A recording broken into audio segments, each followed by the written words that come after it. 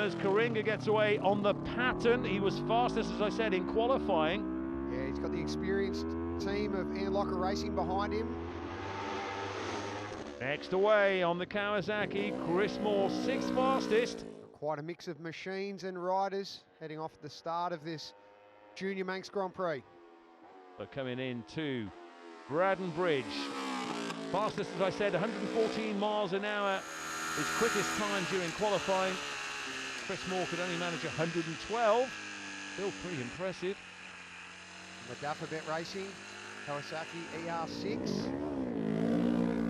And Mark Colvin now gets away on a Kawasaki. He was fifth fastest, he was in the 113s. They've got a fantastic exhaust note, these machines. At 650cc, or it's a maximum 700cc in this class. Twin cylinder, around 150 kilograms in weight and producing around 100 horsepower. So into Glen Helen then for the very first time. Coringa goes through 5:01.35. We're with Chris Moore now. Will he be inside or outside of that time?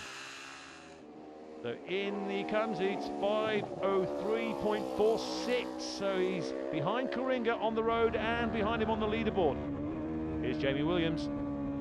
Really pushing. It's all about corner speed on these machines. They don't have that fast and outright speed. They've really got to make the most of every corner, and these bikes go around those corners like they're on rails.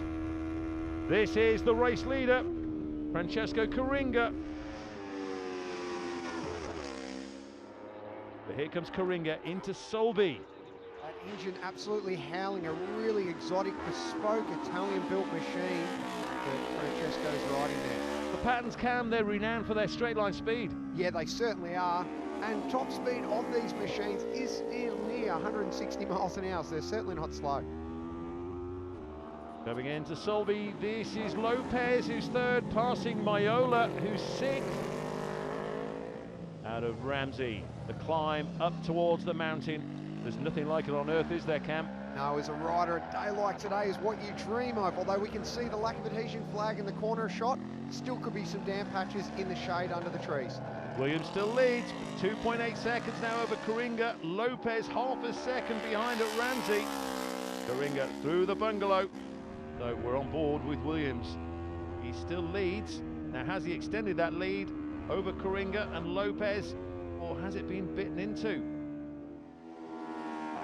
Oh, it's just a tenth of a second, so there really is nothing between them. But Lopez is now second. He's taken 2 seconds out of Williams on that lap. Coringa over the line to complete lap one. A first flying run down Bray Hill. We're back with Chris Moore. It's a very close opening lap for this race, as you'd expect with the twins. Well, these machines are being pushed extremely hard, and that often takes its toll. Talking of taking its toll, no Victor Lopez. It appears he could be out at Crosby. He's fine. So Coringa is now second. 7 seconds the advantage Jamie Williams had over Coringa at Glen Helen. And Coringa lost 5 seconds from Glen Helen to Ballaugh Bridge to Williams, so it is opening up the gap at the top. We're back on board with Chris Moore. He's in fourth place, Colvin's fifth, and Ingram was sixth. Into the bungalow, Chris Moore, is he still second? The answer is yes, 9/10 still over Coringa. Here's Williams, 13.7 seconds the lead over Chris Moore. 2 laps completed in the junior race at the Manx Grand Prix in the Isle of Man. It's pit stop time, and Francesco Coringa comes in for his stop. You can hear the pit lane limiter there cutting in. You've got to be very careful. They don't exceed the 60 km/h. Very strict speed limit in pit lane, otherwise they'll get a time penalty. So here's the man in second place, Chris Moore. Coringa was his third coming into the pits. Seconds can be lost in here, can't they? Always say you won't win a race in the pits, but you certainly can lose one. But Coringa on his way. All they can do is splash and dash. There's no tyre changes with twins, etc. Well, the news is, Cam, that Coringa is actually second after the pit stops. He's actually moved ahead of Chris Moore now, but he's 13.3 seconds behind Jamie Williams. That is after the pit stops. And here is Williams into Braddon Bridge. Listen to that ER6, it's absolutely singing through those bends. Into Glen Helen, Francesco Coringa. Back, no one behind him. Winds his way up towards Cronkabody Straight. But here is the man that's behind him, Chris Moore. Jamie Williams still leading then at Glen Helen on lap 3. Those timing sectors are showing this man still in second place, but only just in that great battle with Chris Moore. Jamie Williams continues to lead. Yeah, really impressive effort. Francesco, Italian rider on an Italian motorcycle. Quite special to see around the mountain course. Someone who's not looking a little bit loose.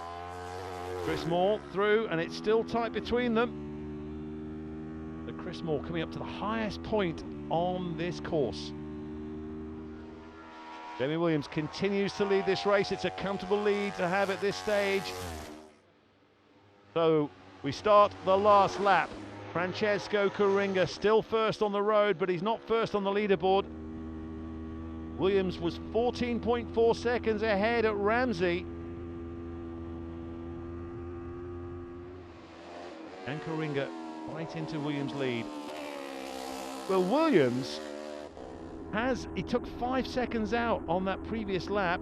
He's still in second place, but through Glen Helen, he was 9 seconds behind. Has he brought that down any more? Oh, a little wheelie from Dan Ingham over Crosby. So this race is still definitely all to play for. It is, however, it's come down to 7.29, that gap. Williams continues to lead over Coringa.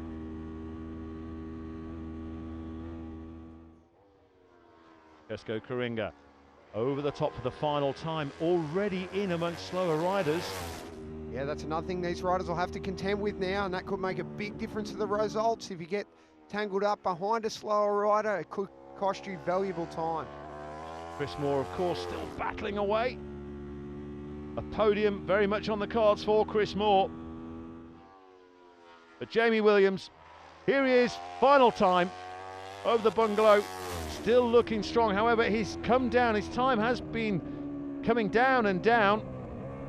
Through Halewood's Rise, what's going on? That doesn't sound right, Dave. There could be a mechanical issue here. What's happening? This is maybe he's going to get going again, is he? Oh, no, he's got an issue here, and it's a major one. Drama on the final lap. Oh, and this is awful for Jamie Williams. Here he comes then. Francesco Coringa takes the checkered flag, and it's a lap record for the junior race on that last lap. 116.47 for Coringa, who takes the win. Chris Moore is second, and Mark Colvin is third. What a race.